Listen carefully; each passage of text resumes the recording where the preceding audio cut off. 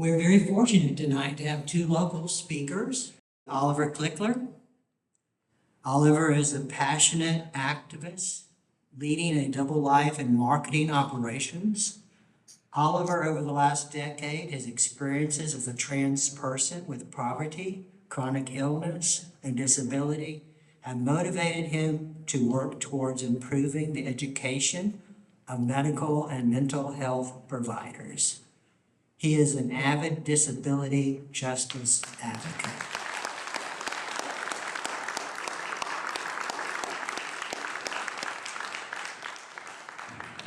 I was asked by Scott to do a story at the last showing for PFLAG, and I'm actually going to do a different story tonight. And I'm not totally off book, so forgive me if I'm looking at my phone, but I promise I think it's worth it. I'm going to share my story, sort of the origin story of my trans identity with you guys tonight, and I'm just really grateful to be here. Being trans is one of the best things to ever happen to me. It's shaped every part of my life. My ability to feel joy, love, belonging, my ability to form deep relationships, to cultivate empathy for other people and for myself. It's made me a better person and happy in my own skin. It's also been related to some of the most difficult experiences in my life. But I wouldn't change this for the world, nor would I have survived if I hadn't transitioned. I grew up in a very rural, conservative Christian area in Central Florida, and I always knew that I was different, but I had a mother who was a tomboy herself when she was young, and she was also an advocate for gender equality. So before I had the words, I was definitely a small feminist. In 5th grade, I was already able to articulate how girls were being treated differently than boys, and often treated much worse and quite unequal. I was often told that I was weaker, dumber, and needed to limit what I knew I was capable of in school. And in a very simple way, I understood that I wanted to be treated like the boys. But I thought this stemmed from my justifiable outrage at the mistreatment instead of something deeper like gender identity. So when the annual Tropicana speech contest rolled around, guess what my topic was? It was sexism in school. I came in 3rd, and I was robbed. When I entered middle school, I learned my family's leniency with tomboyishness had some limits. They still believed that feminine appearances mattered after a certain age, and what better way to hone my dormant feminine wiles than to take cotillion classes. One Sunday a month, I went to Southern Cotillion Ball at the Yacht Club for 6 years.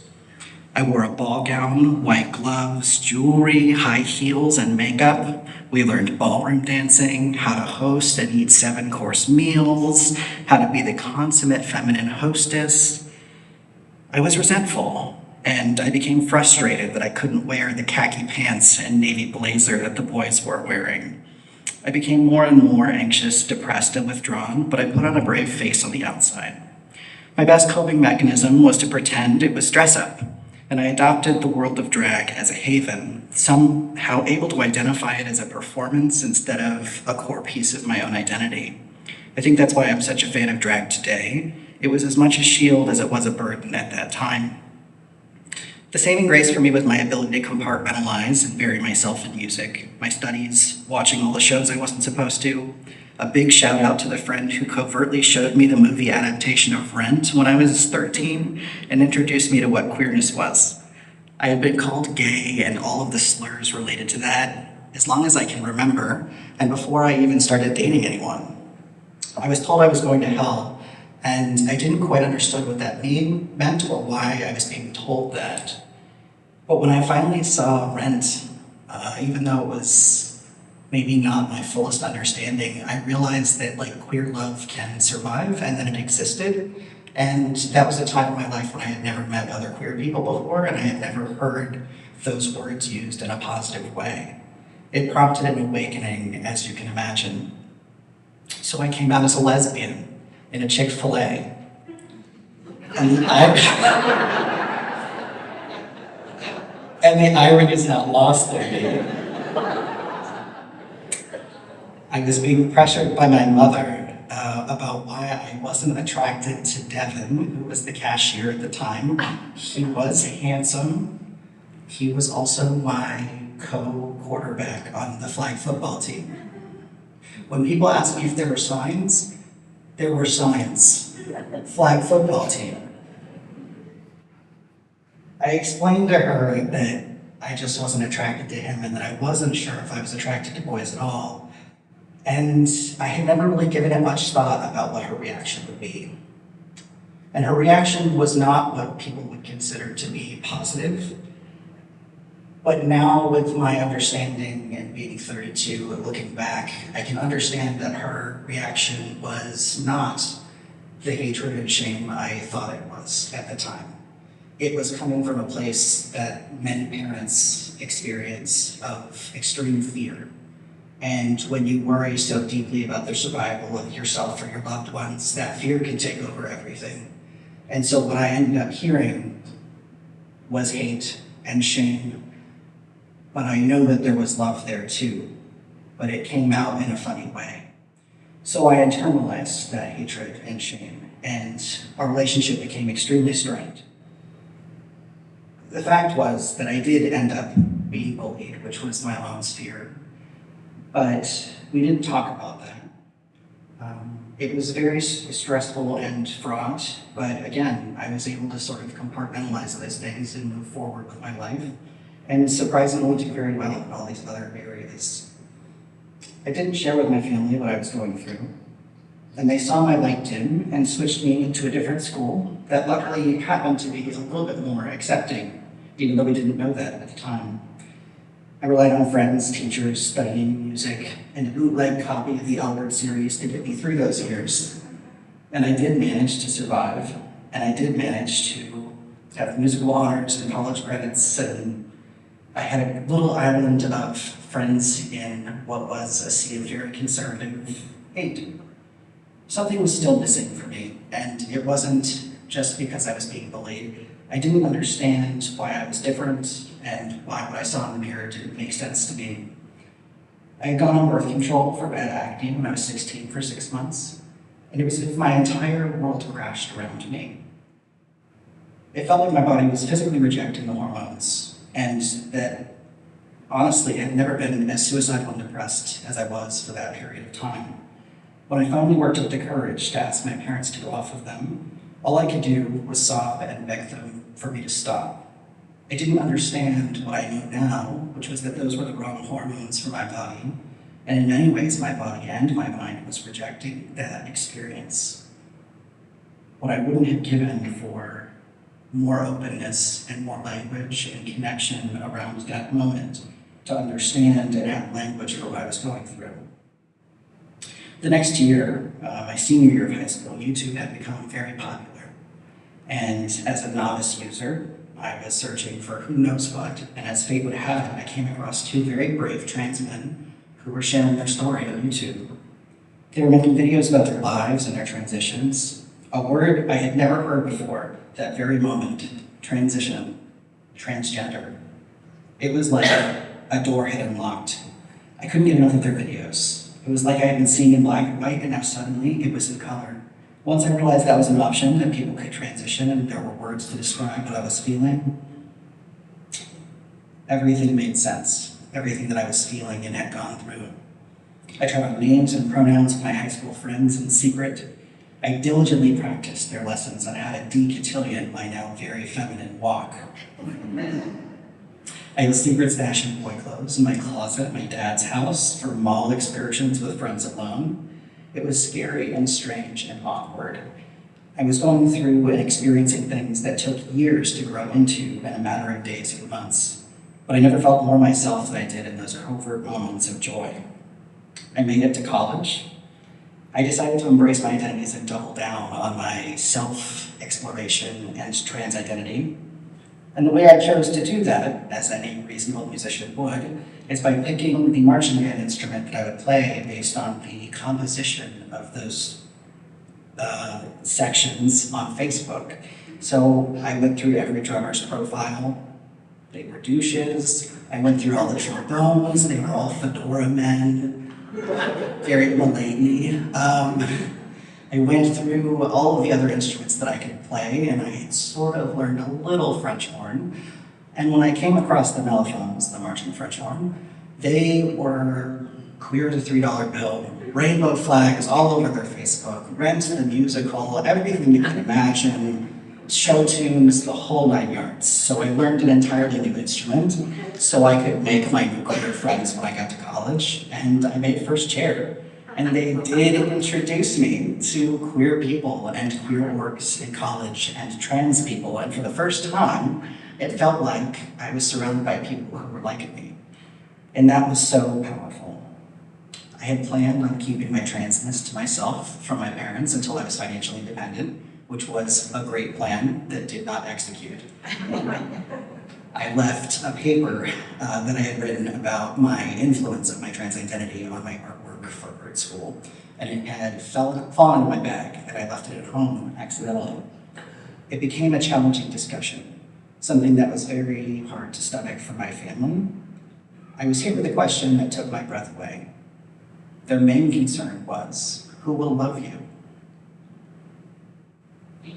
And I honestly tried my best to answer confidently, as if I knew the answer to that question. Well, there's queer people, and maybe other trans people who will love me, and hopefully you will love me. But I truly didn't know the answer to that question. But I was willing to say anything I needed to say to convince myself and them that this needed to happen. If I can't be sure that the rug I ordered off of Amazon is the color that it seems to be, I wasn't sure how to convince them that I knew for sure I would be loved. And I hadn't seen too many other trans people be loved in the way that I had hoped that I would experience one day. But I guessed. Thankfully, I guessed right. And they did eventually come around. I knew that I needed them to help me transition, and I knew that I needed to transition to survive. The gender therapist, as blunt as it was, told them that they could either have a kid who transitioned who was alive, or a dead kid. And she was right, and it made them listen. And I'm so grateful to her for saying it the way that she did, because within 6 months I had started hormones, and I had a new name, and I had a new gender, and I had new pronouns, and I had told my father, who was very conservative. He was the last to know, and I was worried about how religious he was, but I got very lucky. He only had 2 concerns. The first was that I would be happy. The second was that when I had top surgery, that I was getting the good drugs like Michael Jackson had. I really asked the anesthesiologist that, so. Good priorities, I can't say I disagree. When I finally had the surgery and I had my hormones and I had my identity and people were respecting it, it felt like I was drinking the coldest glass of water on the hottest summer day. It was perfect and refreshing and amazing. For many years, I had this euphoric experience of being exactly who I was and people seeing me that way. But life is a mix of ups and downs. After college, I got very sick with Lyme disease and co-infections from ticks. I went undiagnosed for several years, often getting diagnosed as trans instead of being taken seriously. It reminded me of being diagnosed as mentally ill before I was ever taken seriously as a trans. I've learned that being disabled and trans is complicated, but that living my whole truth makes illnesses bearable. It honestly makes everything bearable. I'll always be in transition, constantly coming out to doctors and nurses, but now I see this as an opportunity for connection instead of fear and anger. Each year of the 9 years I've come out over this course of this illness to dozens of healthcare professionals. And each year I get better and better responses. It feels meaningful and kind of exciting. Now I go into those rooms hoping that I get to meet a fellow closeted queer person, or maybe a trans person, or maybe they have a trans cousin or a trans sibling. You never know the stories that people are holding inside of them and how many trans people know. And it's honestly become positive point of connection for me instead of that fear.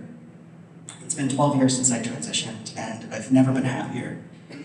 Things with my family stayed hesitant, but they became more and more supportive over the years. And now my mom's the biggest ally and supporter I could ever ask for, and she's a huge advocate in her own communities for trans people. She, along with my chosen family, was so important, and I can't be more grateful for them. To feel at home in my own skin in a way I never thought possible was something I couldn't have dreamt of as a kid, but I hope that kids now can possibly dream of that future for themselves. It turns out that I have been loved by so many people, and I've also loved so many people. When you're living your authentic truth, you're a magnet for other people living their authentic truths. I've had a wonderful loving partner for 8 years. I work at a workplace that asked me to tell this story to them this week along with other trans people that are in our company, and we were met with wonderful open arms. I hope that being trans can open doors to other communication and opportunities to share these stories so that other people can know that trans people exist and can have positive, fulfilling, happy, full of love lives. Being trans is a significant part of my ongoing story, but it's just a part of me. And it's something that I'm incredibly proud of, and I would never change it for anything in the world. It's made me a better person, and it's also the person I was meant to be. Thank you.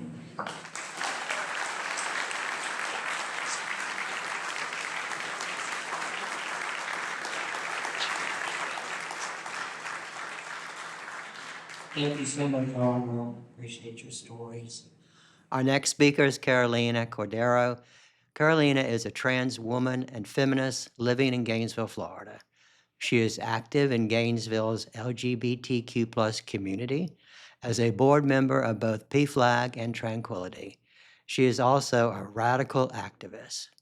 Carolina loves theater and has been on stage representing trans actors. Good evening, friends and friends. My name is Carolina Cordero. I'm doing this piece. I did this piece last year for Pride Month, and then I adapted it for our presentation in last February. And it's called Transitioning Through Clothing. Or based on the movie, maybe I can call it Becoming a Woman in 3 Not So Easy Steps. And it has 3 parts, 3 chapters, and their titles are, the 3 chapters are the 3 most important episodes in my life, in my transition. And the titles are The Costume, Regular Clothes, and No Clothes. So that, no, that's not what you're thinking. So chapter first, the costume. Back when I was 9 years old, back in Puerto Rico, where I'm from, as a 9-year-old girl or child, I was envious of girls. I wanted to dress like them. I wanted to play with feminine toys. They wanted me to be a Boy Scout. Hell no, I want to be Girl Scout. So yes, that's who I wanted to be. At that age, I started seeing pictures of female impersonators. And as the name says, they impersonate to imitate a real woman. And I also saw photos of, I learned about Christine Jorgensen, and I said to myself, wow, is that possible?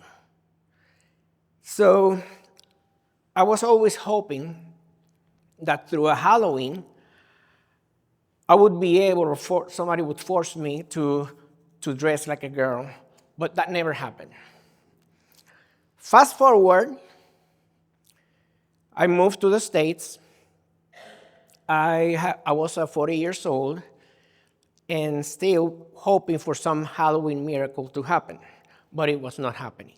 So what I could do, I had to force it. So what I did was I spoke with I was working at the time at UF, and I told my department if they could allow me to organize a office Halloween potluck.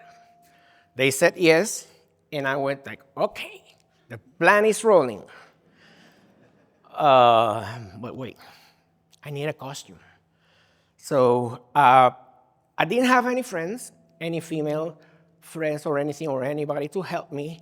So I went to a store called Center Stage. I don't know if anybody remembers Center Stage. And two of their employees helped me put together a costume with the makeup, dress, and all that. And it turned out to be like a Puerto Rican version of Mae West. So the day finally came, and I was nervous like heck. And I went to the office. Well, I get out of my apartment, and for the first time, completely outside, dressed like a woman. I went to the office, and I blew everybody's socks off. There was this whole big commotion and people laughing. There was a meeting of controllers, UF controllers, in a room there. They had to stop the meeting to go out to find out what the hell was happening. Everything was cool. It was nice to see reactions from people who were very, very joyful and ha ha ha, to people who were just disgusted, like, ugh. But it was all good. But I did it. That's what matters. And maybe I overdid it. Okay, I got it. So, and one of my coworkers said, "Man, you've got balls." And I think, yeah, I guess.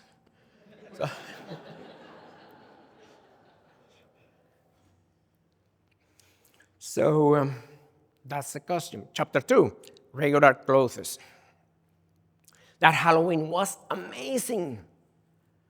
But I had to wait another year to go out again as a woman. Okay, I was looking at the internet and I saw photos of people who have been out and meeting in different places. And I got to find those people, those places, they are out there. Why can't I enjoy that? So I found a group that met in Orlando, actually Kissimmee, and it was a chapter of a national organization called TRIES that was for cross-dressers and their spouses. I got in touch with them, and I got ready to go there to their it was my first meeting. But now I have another problem. I was not gonna go to that meeting dressed as Mae West, or could I? No, so I had to gather myself, size me for jeans, shirts, and makeup, and all the works. Again, I didn't have anyone to help me. The YouTubes were not, I didn't have YouTubes at that moment. So all I could use was observation, magazines, yes, in paper magazines, and just imitation and practice. So day came, I was in my hotel, and my heart was pumping, but in my throat, not in the chest. I finally went out.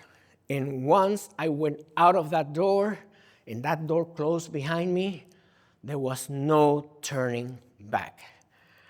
I went to the meeting, and for the first time, that was the first time that I saw cross-dressers in real life, or transgender women in real life.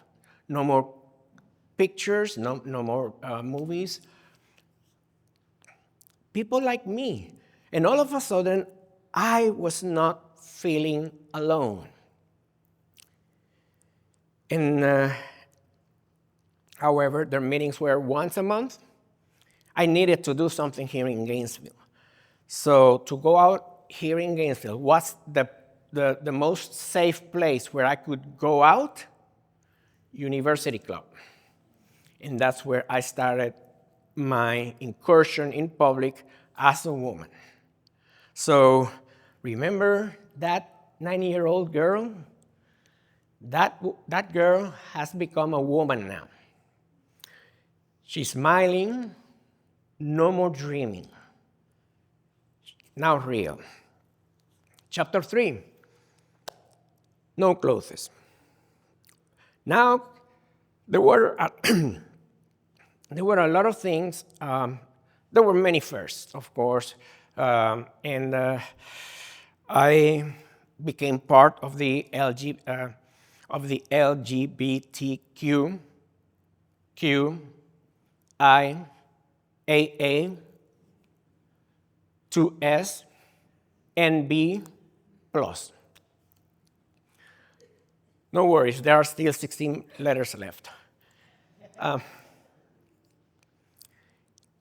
I became a member of PFLAG, of Pride Center, Tranquility, and many other queer and transgender groups. But there was something missing in my existence, in my experience, female experience. I was invited in 2006 to participate in the Vagina Monologues. There was a current production, and the Vagina Monologues is a grassroots movement that they fight against violence for women and girls, cisgender, transgender, gender fluid, and non-binary. And they invited me, and I was included. So I participated, and there are excuse me, monologues from more than came from interviews from more than 200 women, including transgender women. And that's when I got my epiphany. That's when my eyes opened, and I started understanding what I was missing. I understood that being a woman is not just about dressing up, about makeup. It's much more than that. All of that is good, but it's about emotions. It's about knowledge. It's about understanding the real female experience. Understanding that that women are in danger. They are treated without respect. They are paid lower salaries than men. And there were so many things that I finally started to understand that were important to me. It was like, in order for me to reach that part of womanhood, I had to remove my clothing and ask myself, are you a woman when you have makeup and clothing? Or are you also a woman when you are undressed in the shower? And I said, yeah, I am.